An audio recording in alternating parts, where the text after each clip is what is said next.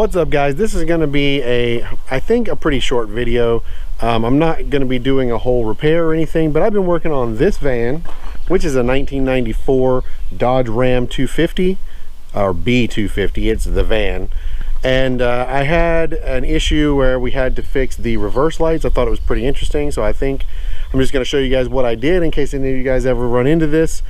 On most of these Dodges are going to be pretty similar, whether it's a truck or a van or whatever.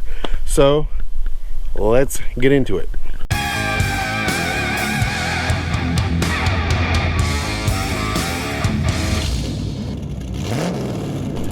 So the issue here was the reverse lights were not working at all, and I had no power at the reverse light bulb sockets in the back. So the very first thing to check is the fuse box up here. If you look, I'm in the passenger side in the glove box. Right over here, there is a little fuse panel. You open this fuse panel.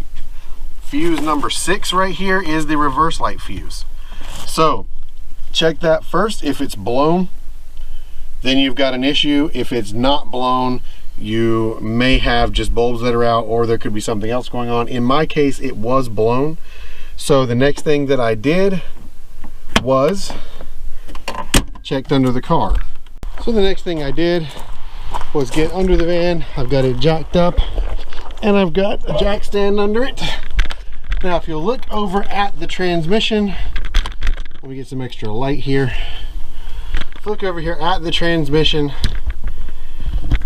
right here, this is your reverse light switch / neutral safety switch.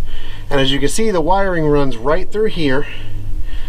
One of these, well, actually all three, but in particular, one of these wires was shredded and was touching this bracket, which was shorting it out, and that was what was causing it to blow the fuse. So I fixed that, put it back in there, still had no reverse lights, and but it wasn't blowing the fuse anymore.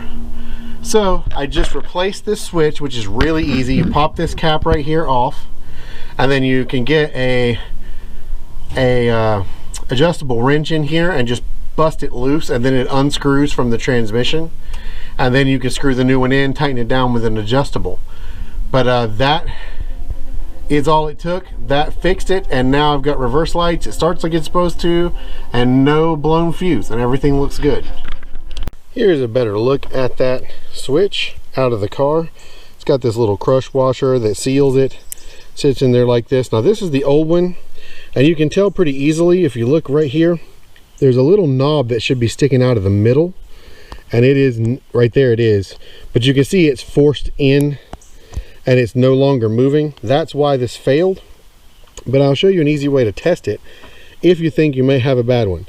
You've got 3 pins on this switch. The 2 outside pins are the reverse light switch. So if you turn the key to run, and you put the car in reverse, not running because you don't want it driving away, but you put it in reverse, you should have continuity between these 2 pins. I did not, and that's how I knew this switch was bad. But the 3rd pin in the middle is just for the neutral safety switch, so that's as far as starting, that's what that's for. But for your reverse lights, it's these 2 outside pins right here. So that's an easy way to test it, and then you can just see right here how it unscrews. Not a whole lot to this, pretty simple thing to switch. And that is pretty much all there is to it. If you've got a 90s Dodge and you don't have any reverse lights, there's the couple things to check. It's a pretty simple circuit, but it is pretty common for those reverse light switches to fail. And because of that wiring going around that bracket, I'm going to assume it's probably pretty common for those to chafe out and ground right there. So if you've got it blowing that fuse, that's a good place to check. Hopefully that was useful information for somebody out there. Thank you so much for watching. I will catch you guys in the next video. Drop me a like, drop me a comment. I will see you then. Thank you so much for watching, and peace.